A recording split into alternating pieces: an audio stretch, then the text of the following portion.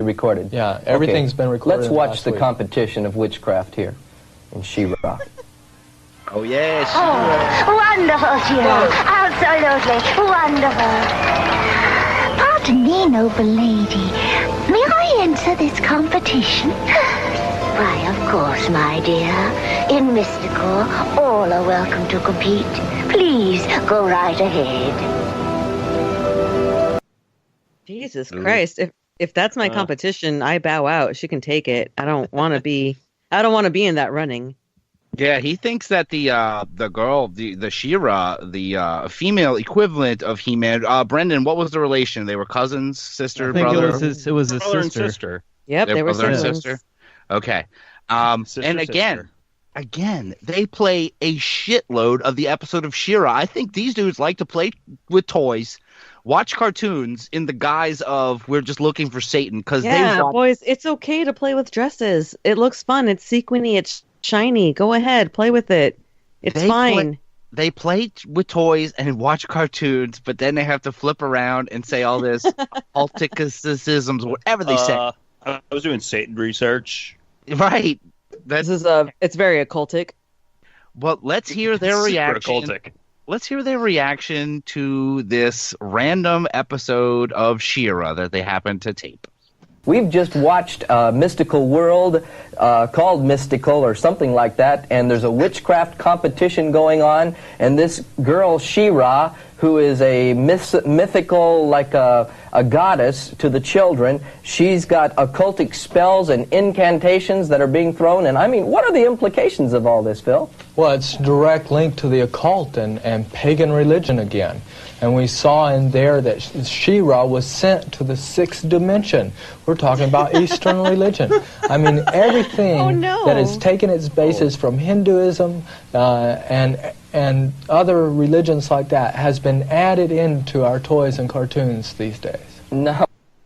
Oh, shit. Now They, we're like, crossing you the mean line. they're following things that follow peace and wanting to spread peace around the world? That's terrible. I know.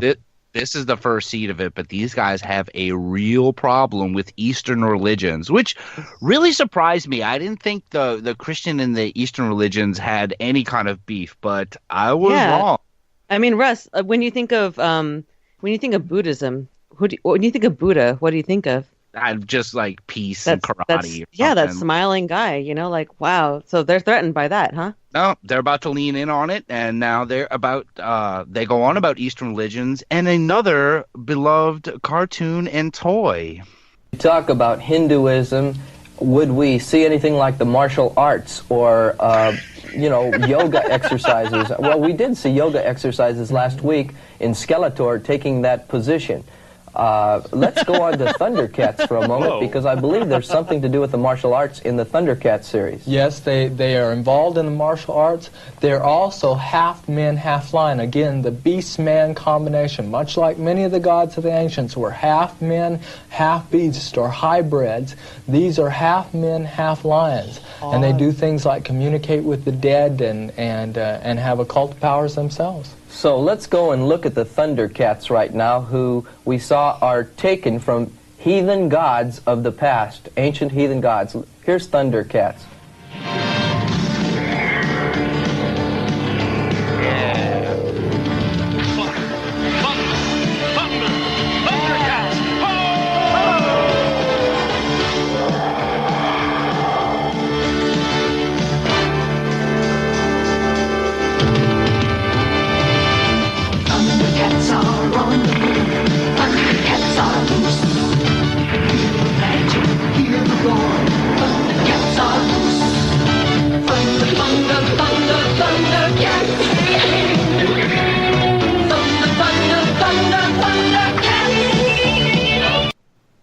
Handle Hell this, yeah. reptilian. Hell yeah. Oh, Woo! dude. Fired up. Such a sick intro. I forgot how awesome. Handle this, reptilian. Wait, what was that, Rob? What was that? Handle this, reptilian. Yeah. That's right. They have been our allies from the very beginning. Now, this is a point I want to bring up, too. They seem to ignore the fact that, there's a lot of occultic villains, but the whole point of the show is we pull for the good guys who are, like, kicking their ass constantly. He-Man always whoops Skeletor. The Thundercats are always winning against Mumra, or they're handling this reptilian and shit. Oh yeah. You would think they would love this stuff. They're like, yeah, that evil is our enemy. Handle this, reptilian. And it's a weird thing to go after. He mentioned like martial arts and karate. Like, you have a problem with karate? I didn't understand that. There's actually a Christian like karate dojo out here called Cajun Karate, and their like catchphrase is "on fire for Jesus." And I see those stickers. And I'm sorry, I love that. I've watched a guy whoop another dude's ass from Cajun Karate before. It's I don't understand the beef. What about you? No, by the grace of God. Yeah, I guess. But did you guys like Thundercats as kids? Yes. Oh, absolutely. Oh, dude. Yes, dude. Oh, yeah. I loved it. So that song pumps me up every time. Like right now, I had to mute my microphone just to punch the air. I'm not joking. I am not making that up. I literally did do that. I was mouthing the words to the theme song. That works. I wonder what these guys think of the Thundercats. Evil? As we've been observing here, there were gymnastics and martial arts type of thrusting and jumping here with the Thundercats, and again taken from Hinduism and ancient pagan symbolism. But there's also what we saw here called the sword. It has the Eye of Thundera. Can you tell me anything about what the Eye of Thundera is? The Sword of Omens that Lion-O, the hero of this cartoon, carries is the object of the whole thing, trying to control this sword. Now, it's called the Sword of Omens, and there is an eye in the center called the Eye of Thundera. It's a red eye. Mm-hmm. And when placed to the forehead, it enables you to see into the future, to tell if there's danger around. Now, this third eye is directly from the third eye of Hinduism, and when you travel through India, you notice that third eye is almost always red. Absolutely. And so we're seeing, again, an occult practice, and the children begin to pick up the idea that this third eye is part of everyday life, and that they should look for things in their own lifestyles that would identify with Hinduism, the occult, and mystical Eastern religion. Creating a desire for the occult again. Wow, they really hate Hindus and thrusting. I think it's so weird that they throw everything into one pot, like Hinduism and mysticism and quote unquote occultism, which is I guess that's a word. In gymnastics, don't forget. Yeah. Gymnastic Don't you dare thrusting. turn a backflip, or else Satan's gonna get you when you come back down. I've never heard the term gymnastic thrusting before. I didn't know that was a thing. I like it. Well, hey, you know what? You're one of the... I did that last night. Yeah, I was gonna say maybe you've had a favor done for you. You're good. Well, as they love to do, it's time for them to take another really deep dive, and they watch a whole lot of a cartoon. We saw the martial arts segment, but let's show how occultic they really can become as we look at how they get into even talking with the dead. Here's Thundercats again. Good.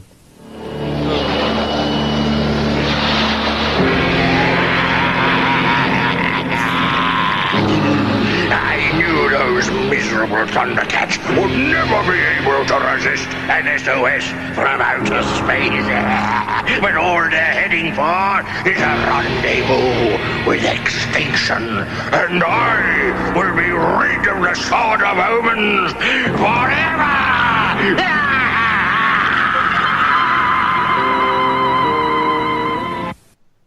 Wow. I mean, that sounds like an average episode of Thundercats. I don't know what's to see here. Yeah, dramatic is the soup of the day. They are heading for extinction. But Cool. I'm gonna bet that they might be turned around now. Let's see if they give a positive reaction. If you're seeing what I'm seeing, we're seeing this sort of omens that this Lion-O is using here. And again, it's absolutely occultic, even to something that was taken like out of Star Wars. It looks like he's talking to like Obi-Wan Kenobi, little Luke Skywalker talked to him. Here we find Lion-O talking to his dead father, Jaga, is that his name? Yeah. Jaga, Phil, what is this called when they talk to the dead? That's called necromology, and it's dealt with in Deuteronomy on a number of occasions, that this is something we're not even supposed to have in our homes. It's an abomination to God for us to speak to spirits of the dead or dead relatives, which are really only demons masquerading as dead ones. Right. And then he summons forth his sword, and he summons it forth, and it levitates to his hand. All right, he needs to get Star Wars out of his mouth real quick. Little Luke Skywalker? What the hell is he talking about? Oh, little Luke Skywalker. Yeah, this guy's starting to speak a lot of blasphemy now. Like, Seriously. Little Luke. Little Luke, what the hell? Luke Skywalker. What? Baby Bigfoot. Yeah. Yeah, somebody sign off as little baby Luke foot or whatever. But he was looking at a little baby Bigfoot. No, thank you, though. I don't want to mix that with Star Wars. But there was another soundboard clip in there. That would be number 6 so far for tonight. Let's hear it. And then he summons forth his sword. Wait, what does that mean? When you're out of context.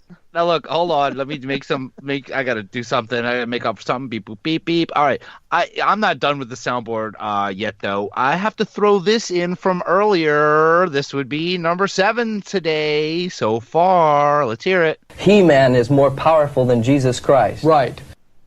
Whoa. Right. Okay. Right. Okay. Now, totally agree. Maybe. This is a bit of a spoiler for later. Now, there is a reason that I am picking certain soundboard clips for tonight, because I have a plan. But it is time to move on to another toy, and this toy, well, this one may surprise you.